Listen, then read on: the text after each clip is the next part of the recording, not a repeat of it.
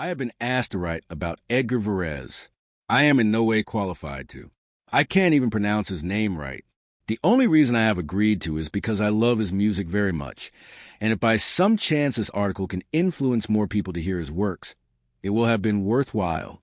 I was about 13 when I read an article in Look about Sam Goody's record store in New York.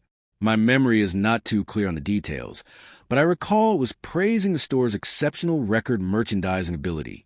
One example of brilliant salesmanship described how, through some mysterious trickery, the store actually managed to sell an album called Ionisations. The real name of the album was The Complete Works of Edgard Varese, Volume 1. The article described the record as a weird jumble of drums and other unpleasant sounds. I dashed off to my local record store and asked for it. Nobody ever heard of it. I told the guy in the store what it was like. He turned away, repulsed, and mumbled solemnly, "I probably wouldn't stock it anyway.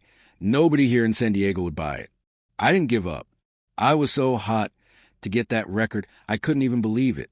In those days, I was a rhythm and blues fanatic. I saved any money I could get, sometimes as much as $2 a week, so that every Friday and Saturday I could rummage through piles of old records at the jukebox used record dump, or whatever they called it, in the Maryland Hotel, or the dusty corners of little record stores where they'd keep the crappy records nobody wanted to buy. One day I was passing a hi-fi store in La Mesa. A little sign in the window announced a sale on 45s. After shuffling through their singles rack and finding a couple of Joe Houston records, I walked toward the cash register. On my way, I happened to glance into the LP bin.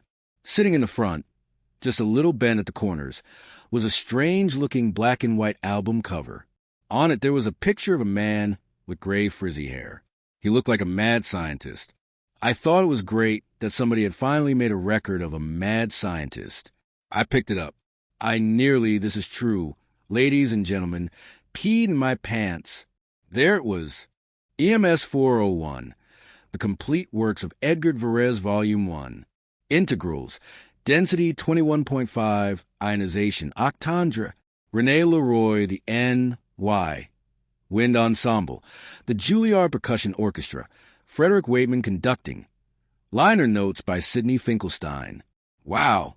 I ran over to the singles box and stuffed the Joe Houston records back in it. I fumbled around in my pocket to see how much money I had. About $3.80. One knew I had to have a lot of money to buy an album. Only old people had enough money to buy albums. I'd never bought an album before. I sneaked over to the guy at the cash register and asked him how much EMS 401 cost. That gray one in the box? $5.95. I had searched for that album for over a year, and now, disaster! I told the guy I only had $3.80. He scratched his neck. We use that record to demonstrate the hi-fis with, but nobody ever buys one when we use it. You can have it for $3.80 if you want it that bad. I couldn't imagine what he meant by demonstrating hi-fis with it. I'd never heard a hi-fi. I only knew that old people bought them. I had a genuine lo-fi. It was a little box about 4 inches deep with imitation wrought iron legs at each corner, so brass-plated, which elevated from the tabletop. Because the speaker was in the bottom, my mother kept it near the ironing board. She used to listen to a 78 of The Little Shoemaker on it. I took off the 78 of The Little Shoemaker and, carefully moving the speed lever to 33 1/3, it had never been there before, turned the volume all the way up and placed the all-purpose osmium tip needle in the lead-in spiral to ionization. I have a nice Catholic mother who likes roller derby. Edgard Varese does not get her off, even to this very day. I was forbidden to play that record in the living room ever again. In order to listen to the album, I had to stay in my room. I would sit there every night and play it 2 or 3 times and read the liner notes over and over. I didn't understand them at all. I didn't know what timbre was. I never heard of polyphony. I just liked the music because it sounded good to me. I would force anybody who came over to listen to it. I had heard someplace that in radio stations the guys would make chalk marks on records so they could find an exact spot. So I did the same thing to EMS 401, marked all the hot items so my friends wouldn't get bored in the quiet parts. I went to the library and tried to find a book about Mr. Varese. There wasn't any. The librarian told me he probably wasn't a major composer. She suggested I look in books about new or unpopular composers. I found a book that had a little blurb in it, with a picture of Mr. Varese as a young man, staring into the camera very seriously, saying that he would be just as happy growing grapes as being a composer. On my 15th birthday, my mother said she'd give me $5. One told her I would rather make a long-distance phone call.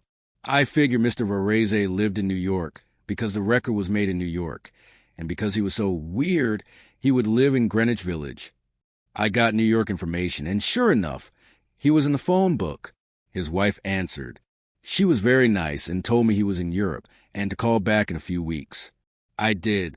I don't remember what I said to him exactly, but it was something like, "I really dig your music." He told me he was working on a new piece called Deserts.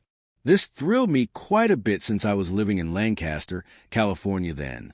When you're 15 and living in the Mojave Desert and find out that the world's greatest composer, somewhere in a secret Greenwich Village laboratory, is working on a song about your hometown, you can get pretty excited.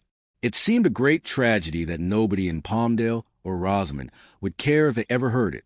I still think Deserts is about Lancaster, even if the liner notes on the Columbia LP say it's something more philosophical.